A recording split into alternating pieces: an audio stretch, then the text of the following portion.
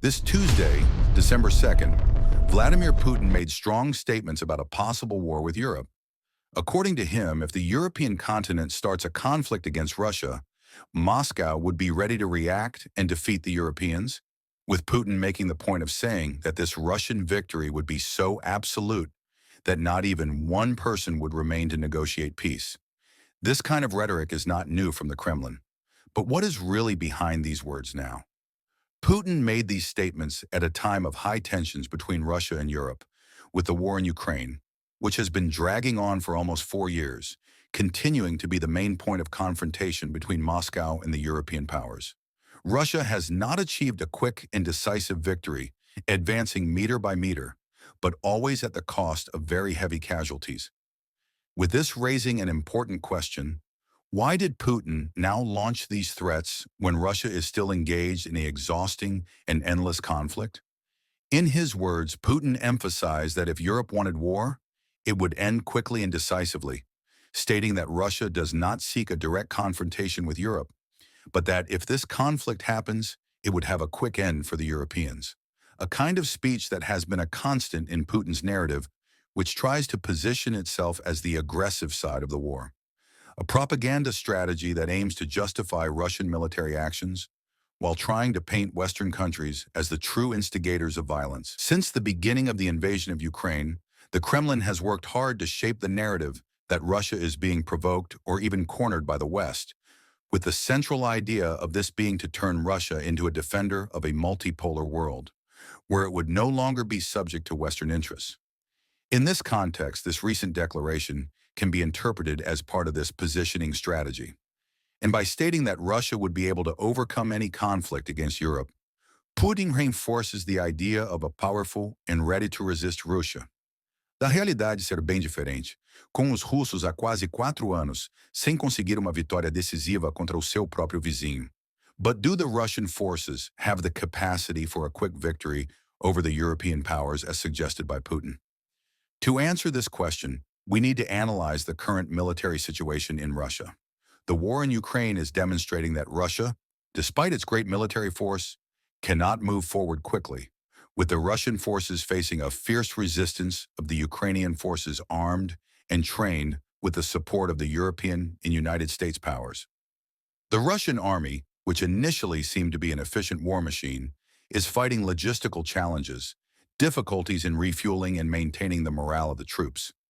The Russian lowlands are very high, and the amount of territory conquered in comparison with human and material cost has been minimal. With Russia failing to reach its most ambitious goals in Ukraine, the idea of a quick victory against all of Europe is, at least, questionable. In a scenario of nuclear war, Russia, with about 2,000 ships ready for immediate use, would certainly be able to devastate the entire European continent. But the Europeans, despite having a much lower arsenal, estimated at about 500 to 600 ships, is more than enough to destroy all the bases, ports, and Russian cities with more than 100,000 inhabitants. Therefore, in this scenario of nuclear war, such a Russian victory would be, at the same time, its defeat and ruin, a reflection of the mad doctrine of the times of the Cold War, English acronym for mutual guaranteed destruction, a doctrine that still applies today. Putin's speech can also be interpreted as a tool for propaganda manipulation. Russia is in a long-standing impasse in Ukraine.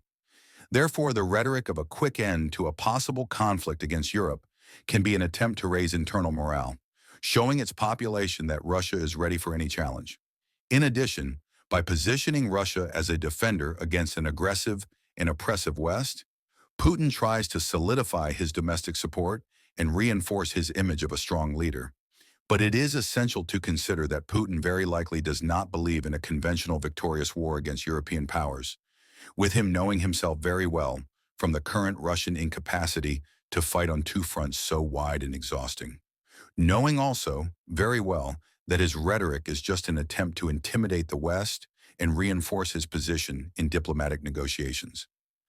This veiled threat from Putin is not only in the military field, but also in the field of diplomacy, with the Russian leader accusing European countries of blocking peace attempts and acting as instigators of war.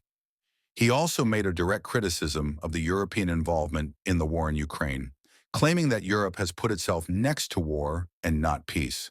That is, once again, Putin is being consistent with the old and well-known Russian strategy of narratives and distortions of reality, presenting his country, which is the aggressor and invader, as the side that wants peace, at the same time that Ukraine presents the aggressor and Europe, which supports the defense of the aggressor, as the instigators of the war.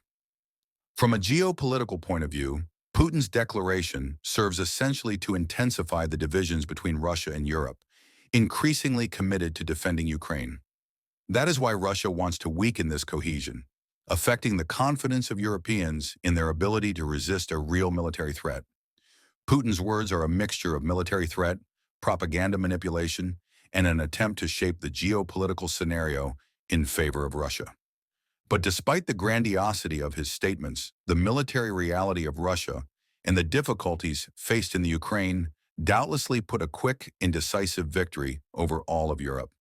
And if Putin's threats were in the nuclear field, he also knows very well that this Russian victory would not last more than a few minutes before his country was also annihilated. So essentially, Putin did just what Russian leaders love to do: shameless propaganda, veiled nuclear threats, and manipulation of reality.